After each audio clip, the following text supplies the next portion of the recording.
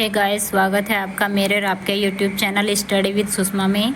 आज मेरा ये लेसन प्लान नंबर 13 है। इससे पहले भी हम 12 लेसन प्लान अपने चैनल पर डिस्कस कर चुके हैं। आज का हमारा टॉपिक है पौधों में अलैंगिक प्रजनन।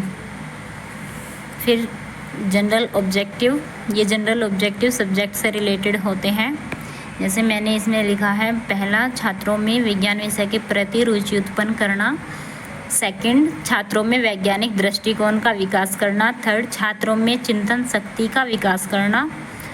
फोर्थ, छात्रों में तर्क शक्ति का विकास करना। फिफ्थ, छात्रों को वैज्ञानिक प्रशिक्षण प्रदान करना। स्पेसिफिक ऑब्जेक्टिव, छात्र अलैंगिक प्रजनन के बारे में जान सकेंगे। सेकंड, छात्र अलैंगिक प्रजनन की व्याख्या कर सकेंगे। थर्ड, छात्र पौधों में अलैंगिक प्रजनन को समझ सकेंगे।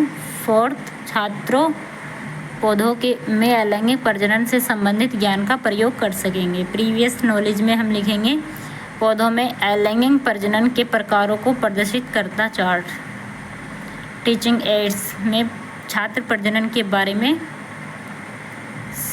सॉरी ये मेरा मिस्टेक हो गया, ये आप नीचे करिएगा। टीचिंग एड्स में ये लिखा जाएगा और प्रीवियस नॉलेज में ये लिखा जाएगा, आप इसे ठीक कर लीजिएगा।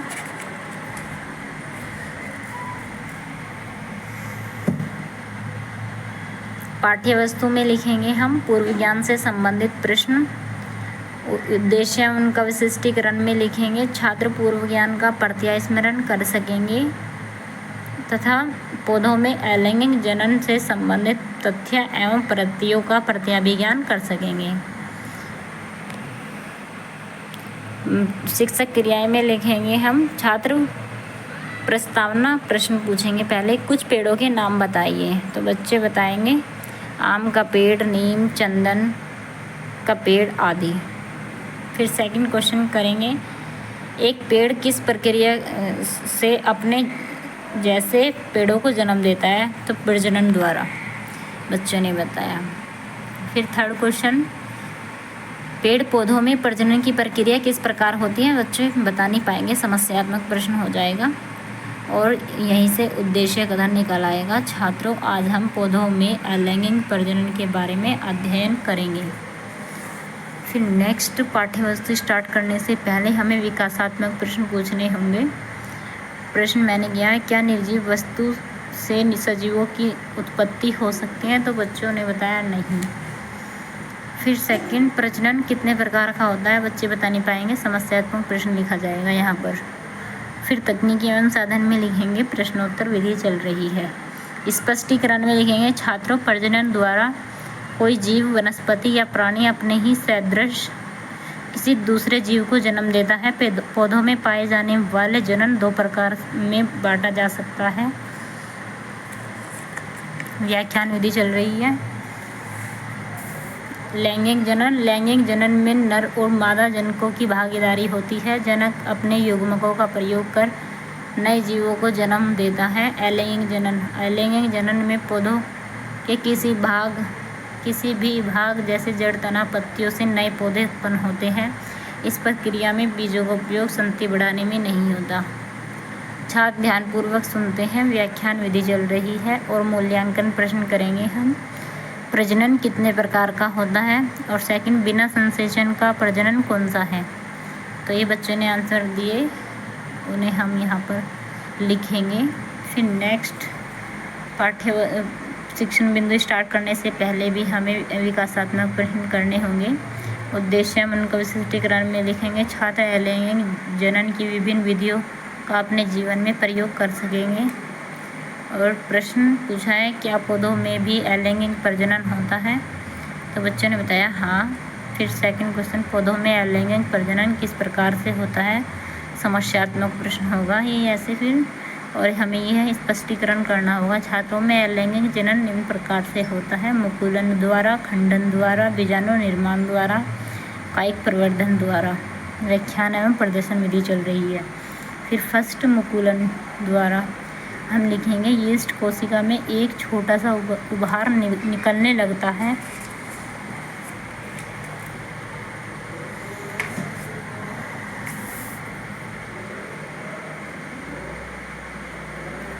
निकलने लगता है, जिसे कली या मुकुल कहते हैं। मुकुल धीरे धीरे वृद्धि करके अपनी जनक कोशिका से अलग हो जाता है और नई यीस्ट कोशिका बन जाता है। छात्र ध्यानपूर्वक सुनते हैं। प्रदर्शन विधि चल रही है। मूल्यांकन प्रश्न में हम लिखेंगे मूल्यांकन प्रश्न में हम लिखेंगे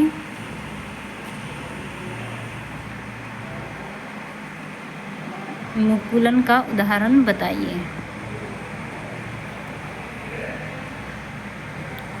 छात्र ध्यानपूर्वक सुनते हैं तथा चार्ट की ओर देखते हैं। प्रदर्शन विधि चल रही है। मुकुलन का उदाहरण बताइए। सॉरी, ये फ़ोन मेरे हाथ से छूट गया था अभी। छात्र अलैंगिक प्रजनन की विभिन्न विधियों को जान सकेंगे। खंडन द्वारा यह शैवालों में होता है। इनके तंतु अनेक खंडों में टूट जाते हैं, जिसे खंडन कहते हैं। प्रत्येक खंड नए पौधे का निर्माण करता है। स्पाइरोगाइरा तथा यूलेथ्रिक्स आदि शैवालों में इस विधि से प्रजनन होता है।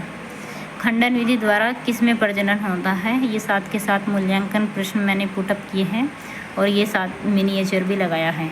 स्पाइरोगाइरा में खंडन, यीस्ट में मुकुलन द्वारा जनन।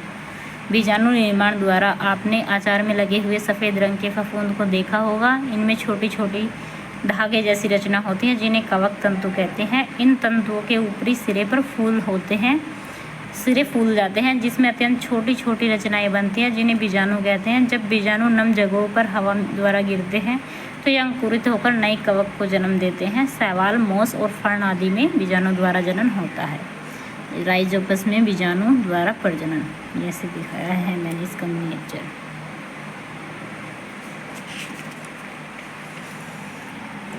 वृद्धि प्रजनन कायिक प्रवर्धन भी बोलते हैं इसे ही। जब पौधे की वृद्धि भाग जैसे जड़, तना, पत्ती से नए पौधे का जन्म होता है तो इसे वृद्धि प्रजनन कहते हैं। ऐसे पौधे बिना बीज के भी उगाए जाते हैं। शकरकंद, डहेलिया आदि की जड़ों को जब मिट्टी में बोया जाता है तो उनसे नए पौधे उत्पन्न होते हैं। अजूबा बिगोनिया में पत्तियों से नए पौधे उत्पन्न होते हैं। छात्र ध्यानपूर्वक सुनते हैं। प्रदर्शन विधि चल रही है। वृद्धि प्रजनन क्या है, इसके कुछ उदाहरण ये साथ के साथ मूल्यांकन प्रश्न की है। इस लेसन प्लान में मैंने अजूबा की पत्ती व आलू में वृद्धि प्रजनन हो रहा है। श्यामपट्ट सारांश पाठ के विकास के साथ साथ विकसित किया जाएगा। छात्र ध्यानपूर्वक अवलोकन करेंगे। गृह कार्य, ज्ञान को स्थायित्व प्रदान करना। प्रश्न मैंने एक ही दिया है। पौधों में अलैंगिक प्रजनन किन विधियों से होता है, विस्तार पूर्वक वर्णन कीजिए। और ये मिनिएचर लगाया है मैंने श्यामपट्ट सारांश का। आई होप ये लेसन प्लान आपको समझ में आया होगा। Thanks for watching. Subscribe my channel.